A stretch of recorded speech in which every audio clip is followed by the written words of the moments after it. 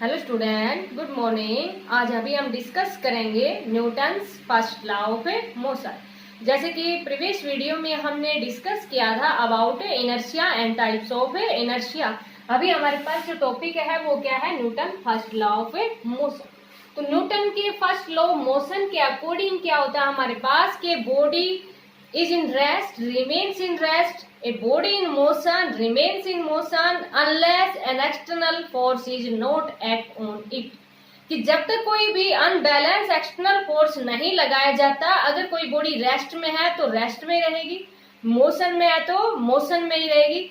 जब कुछ unbalance external force लगाते हैं तभी वो अपनी पोजीशन को चेंज करती है। ये क्या था, न्यूटन का फर्स्ट लॉ था।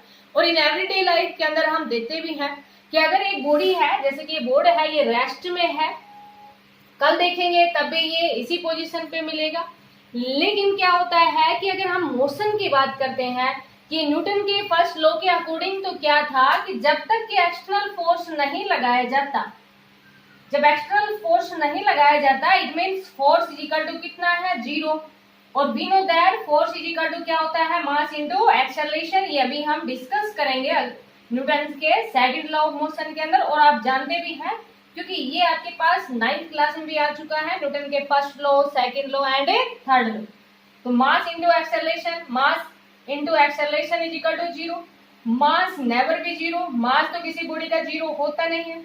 प्रोडक्ट 0 की इक्वल है, इट मीन्स या तो बोथ 0 या इनमें से अगर एक भी 0 है तो प्रोडक्ट कितना जो हो जाएगा, 0 हो जाएगा। तो यहाँ से एक्सेलरेशन इज इक्वल टू 0। और we know that acceleration is equal to क्या होता है, चेंज इन वेलोसिटी होता है। तो यहाँ से हम क्या लिख देंगे, v minus u is equal to 0। तो v is equal to u, means u हमारे पास क्या है, इनिशियल वेलोसिटी, और v हमारे पास क्या है, फाइनल वेलोसिटी। अगर एक बॉडी रेस्ट में है मीन्स उसकी इनिशियल वेलोसिटी 0 है तो फाइनल भी क्या है, 0, it means remains at rest. और अगर एक बॉडी मोशन में है, स्टार्टिंग में उसकी जो इनिशियल वेलोसिटी है वो कितनी है, 5 मीटर पर सेकेंड। आफ्टर 5 सेकेंड देखा तब भी उसकी वेलोसिटी है वो कितनी है, 5 मीटर पर सेकेंड। इसके अकॉर्डिंग तो यही हुआ ना। इट मीन्स अगर एक बॉडी रेस्ट में है तो रेस्ट में रहेगी, मोशन में है तो मोशन में रहेगी, unless an unbalanced force is not act on it।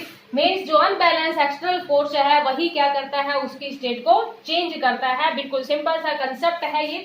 लेकिन हम एवरीडे लाइफ के अंदर क्या देखते हैं, रेस्ट वाली पोजीशन है, ये तो बिल्कुल फिट है कि अगर कोई बॉडी रेस्ट में है तो रेस्ट में ही रहेगी जब तक कि उसके ऊपर फोर्स नहीं लगाया जाता। लेकिन हम देखते हैं बहुत सारी ऐसी बॉडी होती है, जैसे मान लीजिए एक बॉल ही है, एक बॉल को रोल किया, तो ऐसा तो न्यूटन के सेकंड लॉ के अकॉर्डिंग तो ये है कि अगर कोई बॉडी मोशन में है तो मोशन में ही रहेगी। लेकिन हम क्या देखते हैं कि कुछ टाइम बाद में, जैसे कि एक बॉल है उसको काफी ज्यादा फोर्स लगा के बिल्कुल एक्स्ट्रा स्मूथ सरफेस था, लेकिन कितना भी स्मूथ सरफेस हो तब भी फ्रिक्शन फोर्स है वो तो अराइज होता ही है, या एयर का रेजिस्टेंस होता है।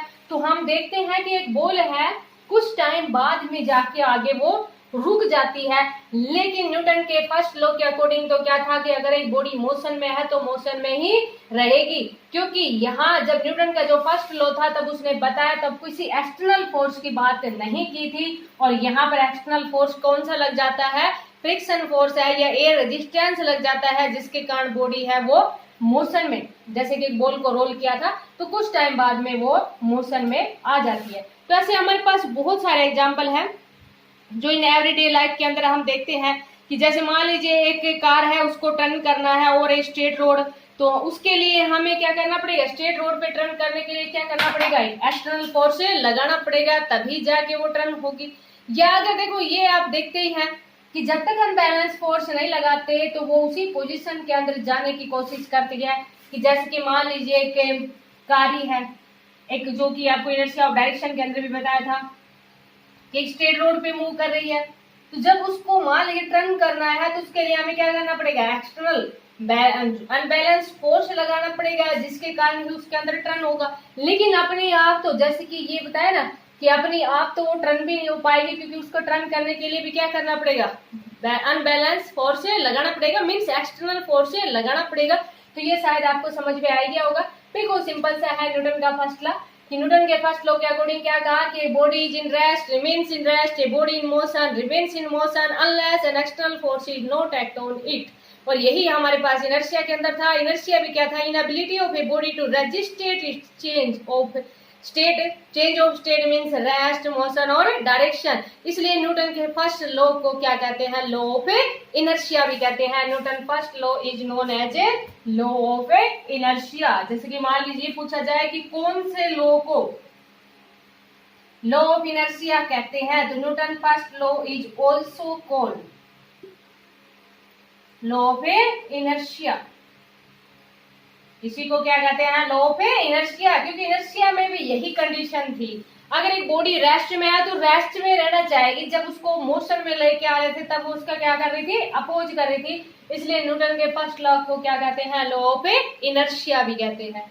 ऐसे देखो जो फोर्स की, मान लीजिए अभी हम ये ना फर्स्ट लॉ पढ़ रहे हैं, उसके बाद में सेकेंड पढ़ेंगे, फिर थर्ड पढ़ेंगे, तो इसमें आपके पास इस तरह से क्वेश्चन पूछा जाता है कि कौन सा लॉ है वो डिफाइन करता है फोर्स को।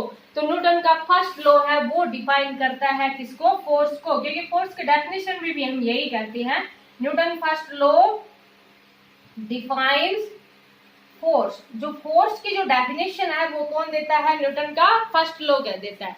क्योंकि फोर्स हमारे पास क्या होता है, पुश और पुल ऑफ एन ऑब्जेक्ट, या हम ये कहेंगे विच मूव या try to move the body at rest. Force generally यही होता है ना, किसी भी चीज को पुश या पुल करना, या किसी बॉडी के ऊपर फोर्स लगाते हैं तो फोर्स लगाने से क्या करते हैं, या तो उसकी पोजीशन चेंज हो जाती है, या try to change the position of a body. और इसके अंदर भी तो यही है ना कि पहले बॉडी रेस्ट में है, फिर फोर्स लगाने से मोशन में आई, फिर डायरेक्शन के अंदर चेंज करना है, मीन्स उसकी डायरेक्शन चेंज करनी है, तभी हम क्या करते हैं, फोर्स लगाते हैं। मीन्स जब फोर्स लगाते हैं बॉडी की, तो या तो उसकी पोजीशन चेंज हो जाती है, या try to change the position of body. Position आपके पास रेस्ट भी हो सकती है, मोशन भी हो सकती है, और डायरेक्शन भी हो सकती है। तो बिल्कुल सिंपल सा कंसेप्ट है। तो न्यूटन का जो फर्स्ट लॉ है वही डिफाइन करता है किसको, फोर्स को। और न्यूटन के फर्स्ट लॉ को ही हम क्या कहते हैं, लॉ ऑफ इनर्शिया कहते हैं। अब हम डिफाइन करते हैं न्यूटन के सेकंड लॉ के बारे में डिस्कस करते हैं। Newton second law of motion, बिल्कुल सिंपल सा कंसेप्ट है।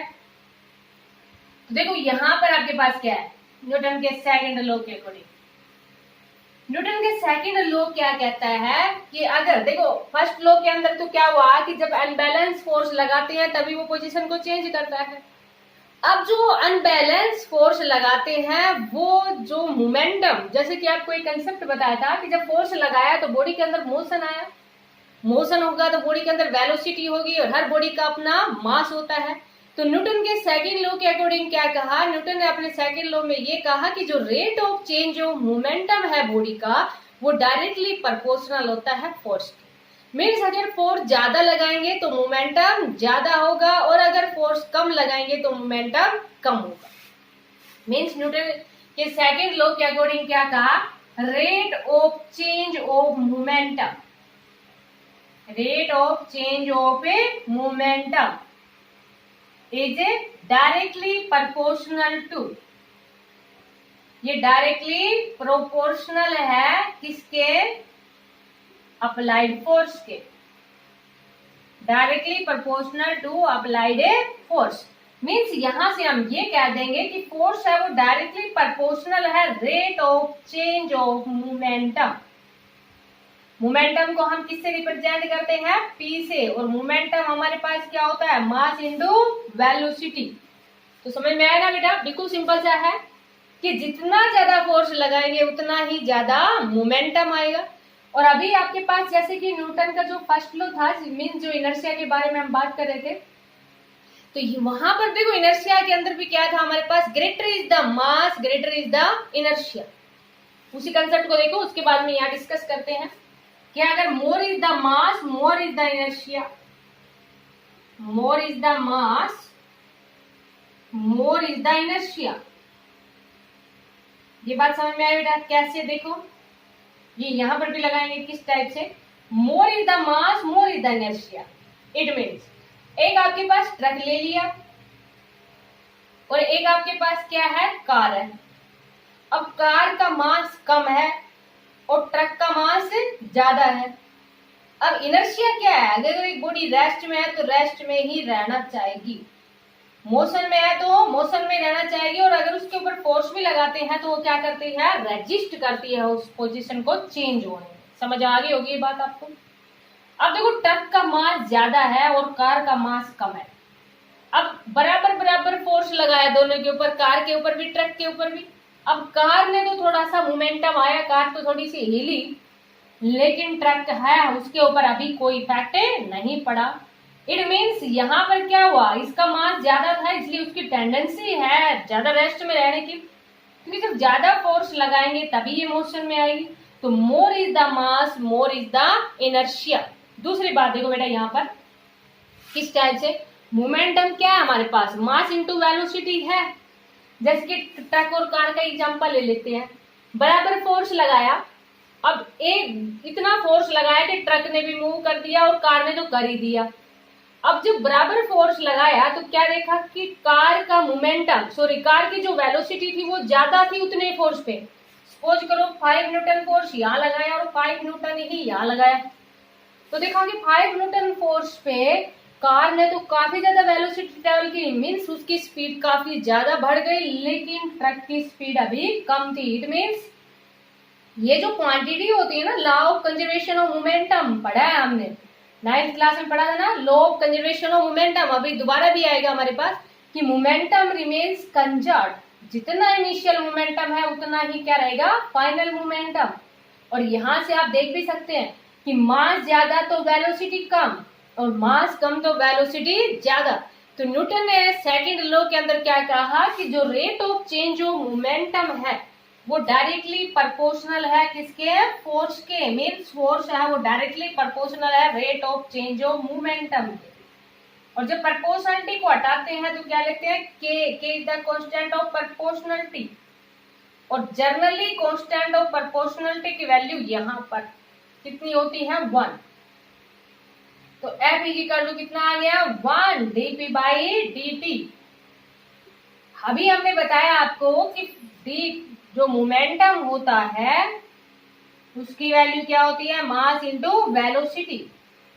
तो F equal to mass is a scalar quantity, बाहर आ गया। चेंज कौन हो रहा है यहाँ पर, स्केलर क्वांटिटी नहीं, ये भी कह सकते हैं कि कांस्टेंट है। चेंज कौन हो रहा है, वेलोसिटी चेंज हो रही है ना। एक बॉडी का मास जितना है उतना ही रहेगा, कितना भी फोर्स लगाओ, तो यहाँ पर चेंज कौन हुआ, फिर वेलोसिटी चेंज हुई। तो जो चेंज हो रहा है उसके साथ डी लगा दिया, तो यहाँ से फोर्स इक्वल टू कितना आ गया, m, और dv by dt rate of change of velocity को क्या कहते हैं, एक्सेलरेशन। तो फोर्स है वो किसके इक्वल आ गया, मास इंटू एक्सेलरेशन। तो न्यूटन के जो फर्स्ट लॉ था वो डिफाइन करता है फोर्स को, और जो वैल्यू होती है फोर्स की क्या होती है, मास इंटू एक्सेलरेशन। तो ये हमारे पास किसके द्वारा आती है, न्यूटन के सेकंड लॉ के द्वारा। तो न्यूटन का सेकंड लॉ आपको समझ में आया। न्यूटन के सेकंड लॉ क्या है कि rate of change of momentum है वो डायरेक्टली प्रोपोर्शनल है किसके, अप्लाइड फोर्स के। Force is directly proportional to rate of change of momentum. तो यहां से हमारे पास क्या आ गया, force is equal to mass into acceleration. अब डायमेंशनल फॉर्मूले की अगर बात करें तो डायमेंशनल फॉर्मूला आपको आता ही है बेटा, दोबारा देख लो एक बार, थोड़ा रिवाइज हो जाएगा कि फोर्स का डायमेंशनल फॉर्मूला, फोर्स हमारे पास क्या है, मास इंटू एक्सेलरेशन। देखो वेक्टर क्वांटिटी के ऊपर एरो लगाते हैं, मास का क्या होता है m1 हो गया, एक्सेलरेशन का क्या होता है L1t माइनस 2, या पढ़ चुके हो ना फर्स्ट यूनिट के अंदर, m1 L1t माइनस 2। नहीं भी आता तो देखो बेटा, एक्सेलरेशन इज इक्वल टू क्या है, वेलोसिटी बाय टाइम, और वेलोसिटी इज इक्वल टू क्या होता है, displacement by time. Displacement generally क्या होती है, लेंथ और टाइम के लिए t। तो इसका डायमेंशनल फॉर्मूला क्या हो गया, L1t माइनस 1, और acceleration is equal to velocity by time L1t minus 1 और डिवाइड बाई t, ऊपर लेके जाएंगे तो L1t माइनस 2। तो ये हमारे पास क्या आ गया, फोर्स का डायमेंशनल फॉर्मूला। फोर्स का डायमेंशनल फॉर्मूला क्या आया, m1 L1t माइनस 2। अगर हम यूनिट की बात करें तो इन एसआई सिस्टम में unit of force, force equal to क्या है, मास इंटू एक्सेलरेशन। मास की यूनिट क्या होती है किलोग्राम, एक्सेलरेशन की मीटर्स पर सेकंड स्क्वायर, और इसी को हम क्या कह देंगे न्यूटन। और साइंटिस्ट के नेम के ऊपर होती है, अगर कंप्लीट लिखोगे तो स्मॉल लेटर से स्टार्ट। तो इन एसआई सिस्टम में फोर्स की यूनिट क्या है न्यूटन, और इन सीजीएस सिस्टम में फोर्स की यूनिट क्या होती है डाइन। सीजीएस सिस्टम में क्या है डाइन। और जो 1 न्यूटन होता है वो किसके इक्वल होता है 10⁵ पे डाइन के इक्वल होता है। ये हम with the help of dimensional फॉर्मूले इसको हम डिस्कस भी कर चुके हैं कि conversion of one system of unit into another. तो conversion of one system of unit means SI से सीजीएस में कन्वर्ट करते हैं तो 1 न्यूटन इक्वल टू कितना आता है 10⁵ पे डाइन। तो यहां से देखो इसको हम यहां से लिख भी सकते हैं, देखो अगेन, क्योंकि यहाँ अभी आपके पास ये एसआई सिस्टम में है ना, सीजीएस सिस्टम में क्या लिखोगे ग्राम सेंटीमीटर पर सेकंड स्क्वायर, और इसी को हम क्या कहते हैं डाइन कहते हैं। तो यहाँ देखो 1 किलोग्राम में कितने होते हैं 10⁵ ग्राम, 1 मीटर में कितने होते हैं 10⁵ सेंटीमीटर, और ये 10⁵ और 10⁵ तो कितना आ गया 10⁵ gram centimetre second inverse square, और इसी को हम क्या कहते हैं डाइन। तो 1 न्यूटन इक्वल टू कितना होता है 10⁵ पे डाइन। तो ये था हमारे पास Newton second law of a motion. तो आपको समझ में आ गया होगा, बिल्कुल सिंपल सा था Newton first law of motion and second law of a motion. इनसे रिलेटेड कंसेप्ट नेक्स्ट वीडियो में हम डिस्कस करेंगे, तो इसको आप अच्छे से अंडरस्टैंड करना। Thank you, have a nice day.